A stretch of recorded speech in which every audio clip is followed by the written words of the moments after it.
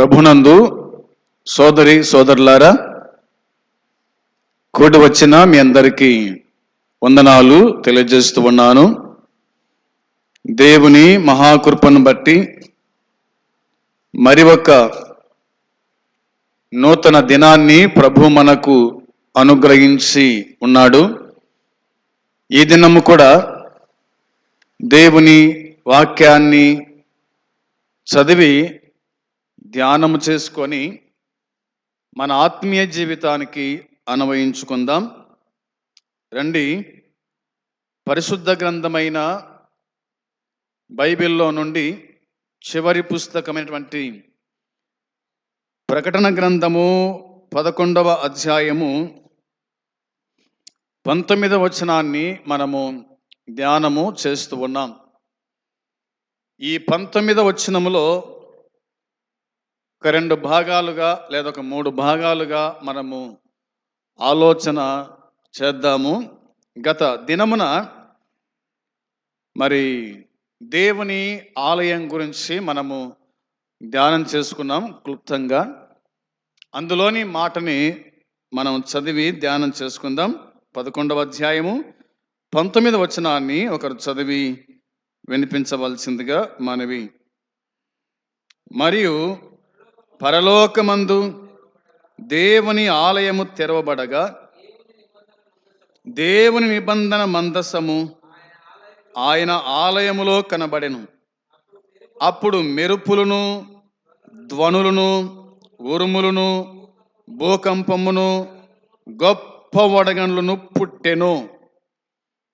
ఈ చదవబడిన లేఖన భాగాన్ని బట్టి దేవుని సన్నిధిలో ప్రభు సహాయాన్ని కోరుకుందాం. ప్రార్థన. ప్రేమగల తండ్రి, పరిశుద్ధుడమైన దేవ, నీ పరిశుద్ధమైన పాదములకు వందనాలు, స్తోత్రములు, కృతజ్ఞతలు, స్తుతులు చెల్లించుకుంటున్నాము. కనికర సంపన్నుడా, కృప చూపిన దేవా, నీకు వందనాలు తండ్రి, స్తోత్రాలు. మరొక నూతన దినము మీరు మాకు అనుగ్రహించినందుకై స్తోత్రం చెల్లించుచున్నాం. ఈ దినమున నిన్ను ప్రేమించి, నీ సన్నిధి ప్రేమించి కూడి వచ్చిన వారిని దీవించండి, ఆశీర్వదించండి, బలపరచండి, కాపాడమని ప్రార్థన చేస్తూ ఉన్నాం. ప్రభువా, చదవబడిన లేఖన భాగం కూడా దీవించి ఆశీర్వదించండి.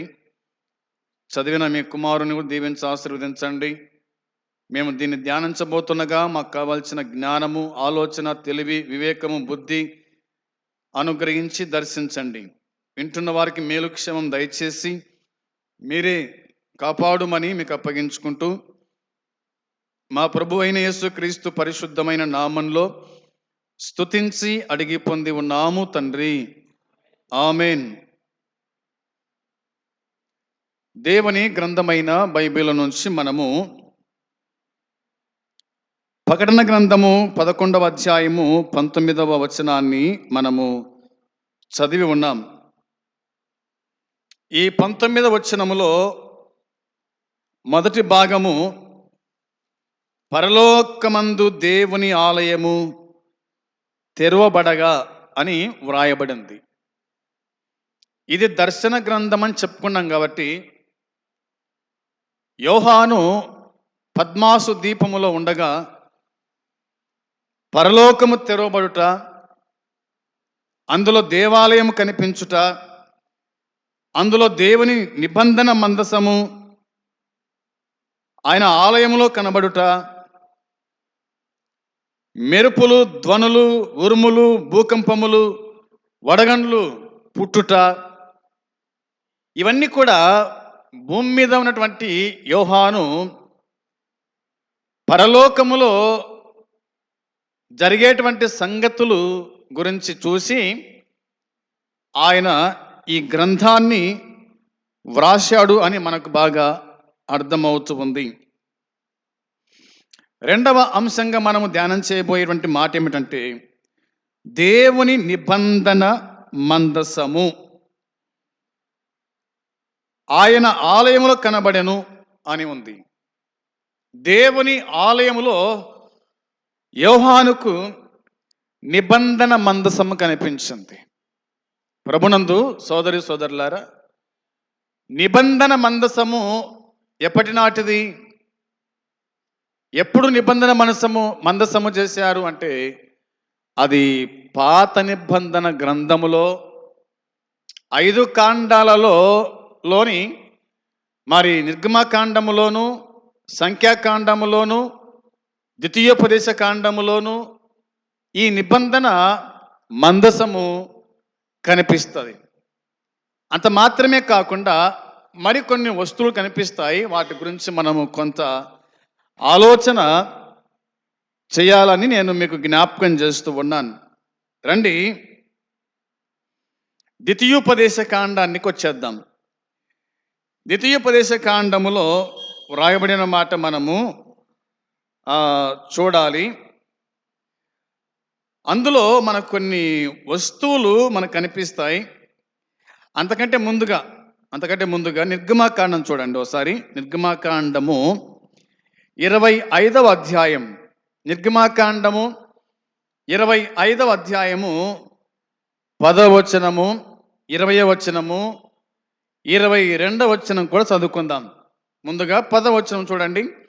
వారు తుమ్మకర్రతోనొక మందసమును చెయ్యవలెను.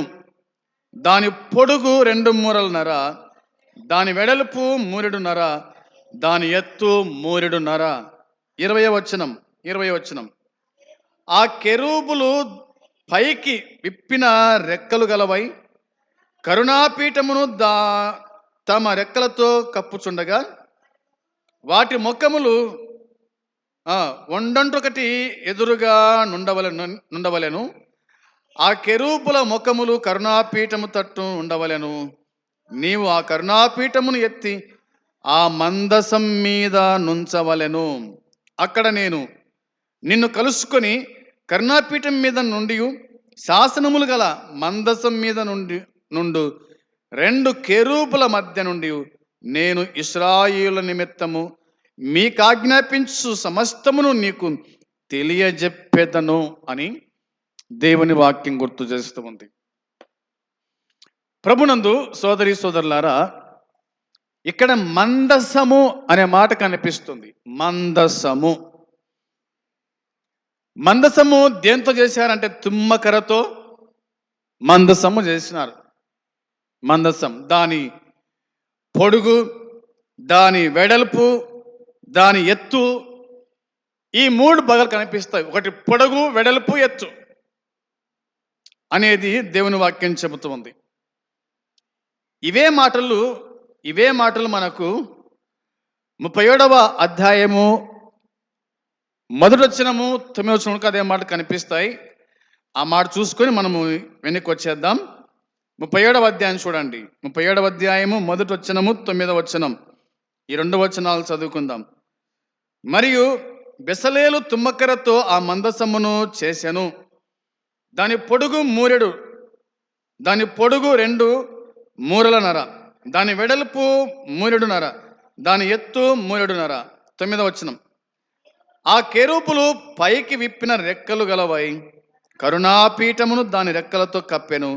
కెరూబుల ముఖములు ఒకదానికొకటి ఎదురుగా ఉండెను. వాటి ముఖములు కరుణాపీఠము వైపున ఉండెను అని కనిపిస్తూ ఉంది. ఈ యొక్క మందసాన్ని ఇలా చేయమని చూపించిన వాడు దేవుడు, చూచినవాడు మోసే, చేసినవాడు బెసలేలు అనే మాట కనిపిస్తుంది కదా. చూపించిన వాడు దేవుడు, చూచినవాడు మోసే, చేసినవాడు బెసలేలు అనే మాట దేవుని వాక్యం గుర్తు చేస్తుంది. దేవుడే అతనికి జ్ఞానం ఇచ్చాడు, బుద్ధి దయచేశాడు, తెలివి దయచేశాడు, ఓర్పు దయచేశాడు.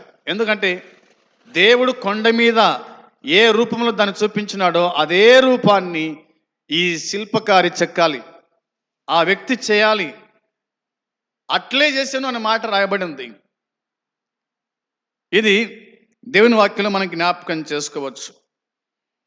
ఇంతకు మందసము అనే మాట ఉంది. ఈ మందసాన్ని ఎక్కడ పెడతారు? మొదటిగా ప్రత్యక్షపు గుడారము కట్టాల. ప్రత్యక్షపు గుడారములో మూడు భాగాలు మనకుంటాయి. ప్రత్యక్షపు గుడారములో 3 భాగాలు మనకుంటాయి. ఒకటేమో ఆవరణము, రెండవదేమో పరిశుద్ధ స్థలము, మూడవదేమో అతి పరిశుద్ధ స్థలం. అతి పరిశుద్ధ స్థలములో మందసం ఉంటుంది. పరిశుద్ధ స్థలములో మాత్రము ధూపవేదిక, బల్ల, దీపస్తంభము ఉంటుంది. ఇక ఆభరణములు మాత్రము ఇత్తడి బలిపీఠము ఉంటుంది. ఇవి దేవుని గ్రంథమైన బైబిల్లో మనకు కనిపించేటువంటి విషయాలు. ఇది మనం గుర్తుంచుకుందాం. ఇక నిబంధన మందసముతో కలిపి అతి పరిశుద్ధ స్థలం 10 సదరములు, 10 సదరపు మూరలు అని రాయబడింది. దీని కొలతలు ఉన్నాయి. తర్వాత 15 సదరపు అడుగులు అనే మాట కనిపిస్తుంది. ఆ తదుపరి సన్నిధి రొట్టెల నిమిత్తమై బంగారు బల్ల, బంగారు దీపస్తంభము, ధూప బలిపీఠముతో కలిపి పరిశుద్ధ స్థలము పొడవు 20 మూరలు 30 అడుగులు అని దేవుని వాక్యమే చెబుతుంది. వెడల్పు 10, తర్వాత 10 మూరలు 15 అడుగులు అనే మాట దేవుని వాక్యమే జ్ఞాపకం చేసుకుంటూ వస్తుంది.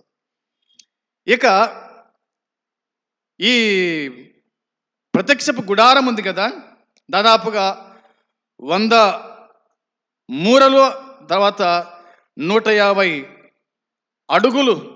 పొడవేమో 100 మూరలు అనే మాట ఉంది, వెడల్పేమో 150 అడుగులు అనే మాట కనిపిస్తుంది.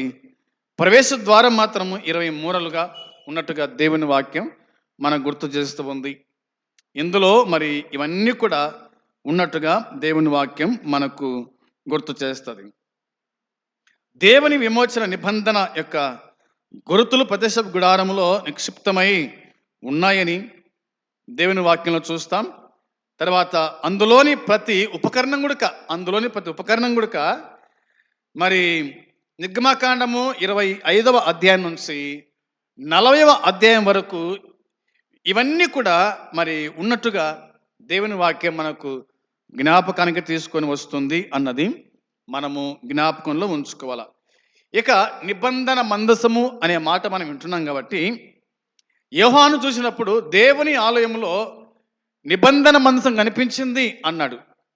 ఆ నిబంధన మందసములో ఏమున్నాయి, నిబంధన మందసంలో ఏం ఉంచినారు అనేది కూడా మొదట మనము ఆలోచన చేస్తే, ఒకటవదిగా నిబంధన మందసములో 10 ఆజ్ఞలు గల పలకలున్నాయి అని దేవుని వాక్యం గుర్తు చేస్తూ ఉంది.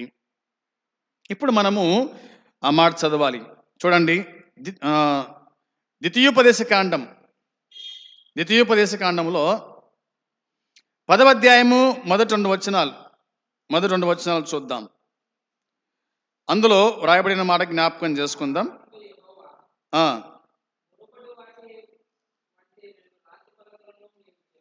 చెక్కుకొని కొండ ఎక్కి నా యొద్దకు రమ్ము, మరియు నీవు ఒక కర్ర మందసమును చేసుకొనవలెను. నీవు పగలగొట్టిన మొదటి పలకల మీదనున్న మాటలను నేను ఈ పలకల మీద రాసిన తర్వాత నీవు ఆ మందసములో వాటిని ఉంచవలెనని నాతో చెప్పాను అని దేవుని వాక్యం గుర్తు చేస్తూ ఉంది. నిబంధన మందసములో 10 ఆజ్ఞలు ఉంచబడ్డాయి అనే మాట ఉంది. నిబంధన మందసములో 10 ఆజ్ఞలు ఉంచబడ్డాయి. దేవుడైన యెహోవా తానే తన చేతులారా వాటిని రాశాడు. ఆ సంగతి మనం ఎరుగుదము. 10 ఆజ్ఞలు. ప్రతి మందిరం బయట ఈ 10 ఆజ్ఞలు ఉండాలి. ప్రతి మందిరం బయట ఈ 10 ఆజ్ఞలు ఉండాలి. లోపలికి వచ్చేవారు, బయటకు పోయేవారు ఈ ఆజ్ఞలు చదవాలి. లేదా బయట ఉన్నటువంటి వారికి ఈ ఆజ్ఞల గురించి అర్థం కావాలి. ఆ ఆజ్ఞలు ఏమిటో దేవుని గ్రంథం మనకు జ్ఞాపకం చేస్తూ ఉంది. అది నిర్గమకాండంలో మరి రాసినట్టుగా మనకు తెలుసు. అయితే ఆ నిబంధన పలకలు మొదటిసారి మోసే వాటిని కింద పడేయగా అవి పగిలినాయి అనే మాట మనకు కనిపిస్తుంది. అహరోను ఒక పోత విగ్రహం చేసి ఇశ్రాయేలు ప్రజలందరినీ కూడా ఇశ్రాయేలు ఎదుగో ఇదే నీ దేవుడు అని దానికి పూజ చేయడం, దాన్ని ఆరాధించటం, ఇవన్నీ దేవుడు చూసినప్పుడు దేవుడే మోసతో పలికిన మాట చెప్పిన మాట అంటే, మోసే ఇశ్రాయేలు చెడిపోయిరి అని ప్రభు చెప్పగా మోసే దిగి వచ్చి చూడగా అక్కడ అల్లరి కనిపించింది. ఆడుటకు లేచిరి, తినడానికి కూర్చోండిరి అనే మాట మనకు కనిపిస్తుంది. ఆ కోపముతో మోసే దేవుడు చేసి రాసినటువంటి మొదటి పలకలు పలగొట్టినట్టుగా మనం చూస్తాం. ఇప్పుడు రెండవసారిగా దేవుడే చెప్పిన మాట ఏమిటంటే ఇలాగన్నాడు, ఆ కాలమందు యెహోవా మునుపటి వాటి వంటి 2 రాతి పలకలు నీవు చెక్కుకొని కొండ ఎక్కి నా యుద్ధకు రమ్ము అన్నాడు. నీవే చెక్కుకొని కొండ ఎక్కి నా యుద్ధకురా అని చెప్పినాడు. కొండ ఎక్కి నా యుద్ధకురా అని అన్నాడు. తర్వాత నీవు పగలగొట్టిన మొదటి పలకల మీదనున్న మాటలను నేను ఈ పలకల మీద వ్రాస్తాను. నువ్వేం చేస్తావంటే నీవు ఆ మందసములో వాటిని ఉంచాలా అన్నాడు. ఆ మందసములో నువ్వు వాటిని ఉంచాలా. మందసములో మొదటిగా 10 ఆజ్ఞలు గల పలకలు ఆ మందసములో ఉంచాలి అన్నది. ఈ పలకలు గురించి, ఈ ఆజ్ఞల గురించి మనము ఆనాడు ఇశ్రాయేలులకు, ఈనాడు మన గుడక ఈ మాటలు అవసరము అన్నది దేవుని వాక్యం మనకి జ్ఞాపకం చేస్తుంది. ఆనాడు వారికి మాత్రమే కాదు, ఈనాడు మనం పోయిన తర్వాత మన పిల్లలకు, వారు పోయిన తర్వాత వారి పిల్లలకు గుడక, ఇటు తరతరాలకు ఈ 10 ఆజ్ఞలు ఎంతో అవసరమైంది. 10 ఆజ్ఞలు మాత్రమే కాదు, దేవుడు చెప్పిన ప్రతి మాట గుడక అవసరమైంది అన్నది దేవుని వాక్యం మనకు గుర్తు చేస్తూ ఉంది. ఇక రెండవదిగా ఏముంచుతారు, దాంట్లో ఏముంచుతారు ఆ మందసములో అంటే చూద్దాం. చూడండి, బైబిల్లో చెప్పిన మాట జ్ఞాపకం చేస్తాను మీకోసమై. నిర్గమకాండము 16వ అధ్యాయము 32 నుంచి 36 వరకు చదువుదాం. నిర్గమకాండము 16వ అధ్యాయం చూడండి. 16వ అధ్యాయము మనము జ్ఞాపకం చేసుకుంటూ వద్దాం. 32 నుంచి 36 వరకు జ్ఞాపకం చేద్దాం. మోసే ఇట్లా నేను యెహోవా ఆజ్ఞాపించిందేమనగా, నేను ఐగుప్తు దేశము నుండి మిమ్మును బయటికి రప్పించినప్పుడు అరణ్యములో తినుటకు నేను మీకిచ్చిన ఆహారమును మీ వంశస్థులు చూచునట్లు వారు తమ యొద్ద ఉంచుకున్నటకు దానితో ఒక మేరను పట్టు పాత్రను నింపుడనెను. కాబట్టి మోసే అహరోనుతోను, నీ ఒక గిన్నెను తీసుకొని దానిలో ఒక ఓమేరు మన్నాను పోసి మీ వంశస్థులు తమ యొద్ద ఉంచుకున్నటకు యెహోవా సన్నిధిలో దాన్ని ఉంచమనెను. యెహోవా మోసకు ఆజ్ఞాపించినట్లు ఉంచబడుటకు సాక్ష్యపు మందసము ఎదుట అహరోను దాన్ని పెట్టెను. చాలండి, మళ్ళీ చదువుకున్న తర్వాత ఈ 3 వచనాల్లో మనం చూడగా ఇక్కడ మన్నా పాత్ర కనిపిస్తుంది. దాదాపుగా ఇశ్రాయేలీయులు అరణ్యములో 40 సంవత్సరాలు వాళ్ళు అరణ్య ప్రయాణం చేసినారు. ఈ అరణ్య ప్రయాణంలో దేవుడే వారిని 40 సంవత్సరాలు పోషించినాడు, మన్నా కురిపించి. ఈ మన్నా కొత్తిమీర గింజల వల్ల ఉంటుందట. దేవుడే దేవదూతలు తినేటువంటి ఆహారాన్ని దేవుడు కురిపించినట్టుగా దేవుని వాక్యం చెబుతూ ఉంది. అందుని బట్టి మోసే, ఇప్పటి తరం వారు ఈ మన్నా గురించి చూశారు, తిన్నారు, తెలుసు. వచ్చే తరానికి దేవుడు ఐగుప్తుల నుంచి మీ పితరులను బయటకు రప్పించినప్పుడు ఈ ఐగుప్తు నుంచి కనాన్ దేశానికి పోయేంత వరకు దాదాపు 40 సంవత్సరాలు పట్టింది. కాబట్టి ఈ 40 సంవత్సరాల్లో వారు ఏమి తిన్నారంటే, ఇదిగో ఇది తిన్నారు అని ఈ మన్నా పాత్రను నీవు మందసములో ఉంచు అని మోసేకు దేవుడు ఆజ్ఞాపించాడు. మోసే అహరోనుకు ఆజ్ఞాపించాడు.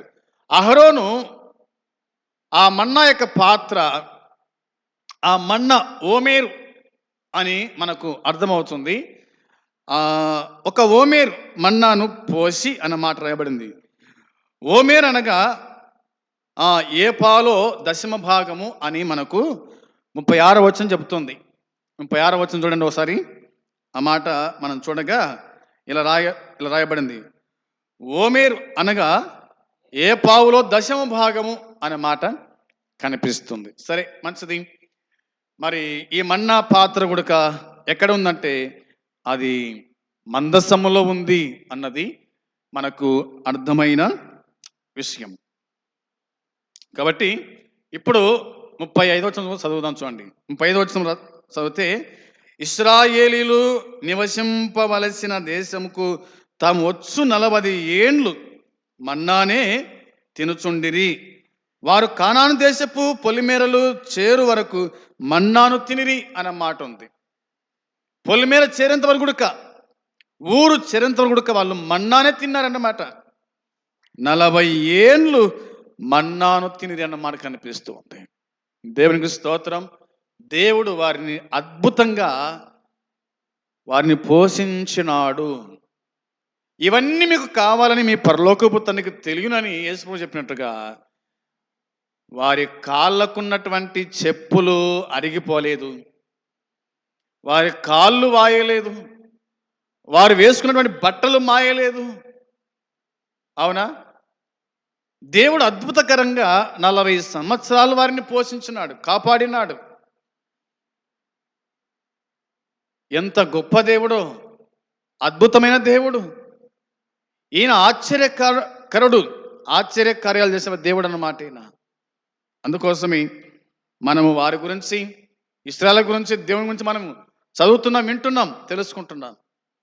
ఇంత గొప్ప దేవుడా ఆయన అంటే అవును అని దేవుని వాక్యం మనకు జ్ఞాపకం చేస్తూ ఉంది. దాదాపుగా కొన్ని లక్షల మంది కదా, ఒక కుటుంబం కాదు, 2 కుటుంబాలు కాదు, లక్షల మంది. వారు ఐగుప్తు నుంచి రావడమే 20 లక్షల మంది అన్నారు చరిత్రకారులు. ఇంకా ఎంతమంది ఉంటారో ఇంకా. అయినా దేవుడు వారిని పరలోకం నుంచి మన్నా కురిపించి వారిని పోషించినటువంటి దేవుడుగా మనము చూడగలుగుతూ ఉన్నాం. ఇది రెండవది. ఇక మూడవది ఏముంది మందసములో అని మనం చూడగా దేవుని వాక్యమే మనకి ఇలా చెబుతుంది. చూడండి, చదువుతారన్నమాట. సంఖ్యాకాండము 17వ అధ్యాయం తీయాలి. సంఖ్యాకాండం 17వ అధ్యాయము 10-11 వచనాలు చదువుకుందాం. 10-11 వచనాలు. అప్పుడు యెహోవా మోషేతో ఇట్లా, నేను తిరుగబడిన వారి గురించి ఆనవాలుగా కాపాడబడినట్లు అహరోను కర్రను మరలా శాసనముల ఎదుట ఉంచుము. వారు చావకున్నట్లు నాకు వినబడకుండా వారి సనుగులను కేవలము అణచి మానిపివేసిన వాడవదువు. అప్పుడు యెహోవా మోషేకు ఆజ్ఞాపించినట్లు అతడు చేసెను, అలాగుననే చేసెను అని దేవుని వాక్యం చెబుతుంది. దేవుడు ఏం చెప్పినాడో అలాగే చేశాడు. ఇప్పుడు దేవుడు చెప్పినట్టు మనము చేయడం లేదు, దేవుని మాట మనము వినడం లేదు. ఇలా ఆజ్ఞాపించినాడు, ఇలా చెప్పినాడు, ఇలా ఉంది, ఇలా చెయ్యాలా, ఇలా నడుచుకోవాలంటే అసలే మనము వినం. అలా ఎందుకు చేయాలా, అలా ఎందుకు జరగాల కదా. ఇవి మన క్వశ్చన్లు, మన యొక్క మాటలు అన్నమాట. ఇవన్నీ కూడా దేవుడు ఏం చెప్పాడో మోషకు అలాగే చేసినాడు, అలాగనే చేపించినాడు, అలాగనే జీవించినాడు, అలాగనే ప్రవర్తించినాడు. ఎంత గొప్ప మాట ఇది. దేవుని వాక్యం మనం చూడగా అలా చెప్తుంది. కాబట్టి మూడవదిగా చిగురించిన అహరోను కర్ర ఆ మందసములో ఉన్నట్టుగా దేవుని వాక్యం గుర్తు చేస్తుంది. యోహాను చూచినప్పుడు పరలోకము తెరవబడుట, ఆలయం కనిపించుట, ఆలయములో దేవుని నిబంధన మందసము చూచాడు. ఆ నిబంధన మందసములో ఒకటవదిగా ఏముంది? 10 ఆజ్ఞలు గల పలకలు ఉన్నాయి. రెండవదిగా మన్నా పాత్ర ఉంది. మూడవదిగా అహరోను సిగిరించిన కర్ర గుడక అందులో ఉంది. ఎందుకు అహరోను సిగిరించిన కర్ర అందులో పెట్టాడంటే వాక్యమే చెప్తున్న మాట. ఏం చెప్తుంది వాక్యం? యెహోవా మోషేతో ఇట్లా నేను తిరగబడిన వారిని గూర్చి అన్నాడు.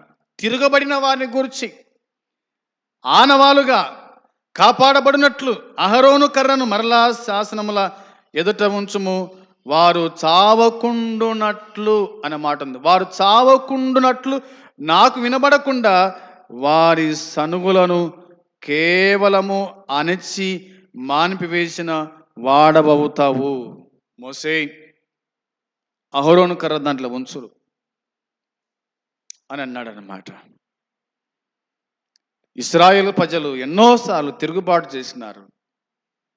ఎన్నోసార్లు దేవుని మాట వినకుండా, మోసే మాట వినకుండా ఎదురు తిరిగారు. ఎన్నోసార్లు చనిపోయిన వారు ఉన్నారు. వారి కళ్ళ ఎదురుగా ఎంతమంది చనిపోయినా కానీ వీళ్ళకు బుద్ధి రాలే. ఇంకా వీరి పనులు మానుకోలేదు. ఇంకా వేల మంది, లక్షల మంది చనిపోయినా కానీ కొంతమంది మనసు మారటం లేదు. సనగడమే, గొనగడమే. అందుకే నిబంధన లేదా నాకు వినబడకుండా, అవునా, వారు చావకున్నట్లు నాకు వినబడకుండా వారి సనుగులను కేవలము అణచి మానిపివేసిన నువ్వు వాడవవుతావు మోసే. ఆ అహరోను కర్ర దానిలో ఉంచు అని చెప్పినాడు. ఇక 13 రాయబడిన మాట, 11 రాయబడిన మాట, యెహోవా మోసకు ఆజ్ఞాపించినట్లు అతడు చేసెను, అలాగునని చేసినాడు. అట్లే చేసినాడు. అలానే చేసినట్టుగా దేవుని వాక్యం మనకు గుర్తు చేస్తూ ఉంది. ఒక మాట మీకు చూపించాలి. కొత్త నిబంధనలు చూపిస్తాను, చూడండి రండి. కొత్త నిబంధనలోని మాట ఎబ్రీ పత్రిక 9:4 వచనములో, ఎబ్రీ పత్రిక 9వ అధ్యాయము 4వ వచనం చదువుదాం. ఈ 4వ వచనం రాయబడిన మాట, ఆ మందసములో మన్నగల బంగారు పాత్రయు చిగురించిన అహరోను చేతికర్రయు నిబంధన పలకలను ఉండెను అని ఉంది. ఎబ్రీ గ్రంథకర్త అనగా పౌలు భక్తుడు చెప్పిన మాట మన మెరుగుదము. ఇందులో మందసములో ఏముంది, మందసములో ఏముంచినారు అని చూడగా ఇలాగా అన్నాడు కదా, మన్నగల బంగారు పాత్ర అనే మాట ఉంది. మన్నగల బంగారు పాత్ర. రెండవ చిగురించిన కర్ర, తర్వాత నిబంధన పలకలు ఉండెను. పౌలు చూడగా ఈ 3 వస్తువులు దాంట్లో ఉన్నాయి. పౌలు చూసినాడు, యోహాను చూశాడు. దేవుడు మోషే ద్వారా చేయించినటువంటి పలకలు, ఆ మన్న, ఆ కర్ర, ఇవన్నీ కూడా పౌలుగా చూసినట్టుగా దేవుని వాక్యం చెబుతోంది. కాబట్టి పౌలు మరి ఇందులో ఆ మాట మనకు జ్ఞాపకం చేసినట్టుగా దేవుని వాక్యం గుర్తు చేస్తూ ఉంది. ఇవి మందసం గురించి రాయబడిన మాట మనము చదువుకుందాం. రండి ఈ మాట చదివి మనం ముగించుకుందాం. ప్రకటన గ్రంథము 11వ అధ్యాయము 19వ వచనము మరొకసారి మనం ఆ మాట చదువుదాం. పరలోకమందు దేవుని ఆలయము తెరవబడగా దేవుని నిబంధన మందసము ఆయన ఆలయములో కనబడెను అనే మాట కనిపిస్తుంది. ఆలయంలో కనిపించింది మందసం. ఆ మందసం గురించి మనము 3 విషయాలు మనం తెలుసుకున్నాం. ఈ 3 విషయాలు కూడా మన మనసులో ఉంచుకొని అందులోని మాటలు అర్థం చేసుకొని మరి ఆనాటి ఇశ్రాయేలు ప్రజలు ఏ విధంగా నడుచుకున్నారో, మోసే అనే దైవ సేవకుడు, దేవుని దాసుడు ఎలా ఆయన మాట విన్నాడో, బెసలేలు చెప్పిన మాట విని మనసం చేసినాడో, మరి తిరుగుబాటు గురించి ఇశ్రాయేలు గురించి రాయబడిన మాట మనం విన్నాం. కాబట్టి మనము ఏ మాటలైతే మనల్ని దేవుని సన్నిధికి నడిపిస్తాయో ఆ మాటలు మాత్రం మనం స్వీకరించి మనకు అనవసరమైన మాటలను తొలగించుకోవాలి. అందుకోసమే ఈ నా మాటలు విని అని ప్రభు చెప్పిన మాటను బట్టి ఆయన మాటలు మనం వింటూ నిత్య జీవానికి వారసులమైదాం. అట్టి కృప దేవుడు మనకు అనుగ్రహించునుగాక. ఆమేన్. ప్రార్థన చేసుకుందాం. పరలోకమందున్న మా తండ్రి, నీ పరిశుద్ధమైన పాదములకు వందనములు, స్తోత్రాలు, స్తుతులు చెల్లించుకుంటున్నాం. మా ప్రభువా, ఈ దినము కూడా నీ లేఖన సత్యాలు గ్రహించుటకు మీరు మాకు ఇచ్చిన ఈ భాగ్యాన్ని బట్టి స్తోత్రం, స్తుతులు చెల్లిస్తున్నాము నాయన. ఎంతమంది ఈ వాక్యాన్ని వినగలిగిరో వారి జీవితాల్లో కార్యం జరిగించి ప్రతిఫలం దయచేయండి. కాపాడి కృప చూపించి జ్ఞాపకం చేసుకోమని విన్న మేము కూడా మా జీవితాలు సరిచేసుకొని సర్దిద్దుకునే భాగ్యం దయచేసి కాపాడుమని మీకు అప్పగించుకుంటూ యేసుక్రీస్తు పరిశుద్ధమైన నామంలో అడిగి ప్రార్థించి పొంది ఉన్నాము తండ్రి. ఆమేన్. పరలోకమందున తండ్రి ప్రేమ, మన ప్రభువైన యేసుక్రీస్తు కృప, పరిశుద్ధాత్మ సన్నిధి సహవాసము కూడి వచ్చిన మనకు సకల పరిశుద్ధులకు ఇప్పుడు ఎల్లప్పుడూ సదాకాలము తోడై ఉండునుగాక. ఆమేన్. అందరికీ వందనాలు.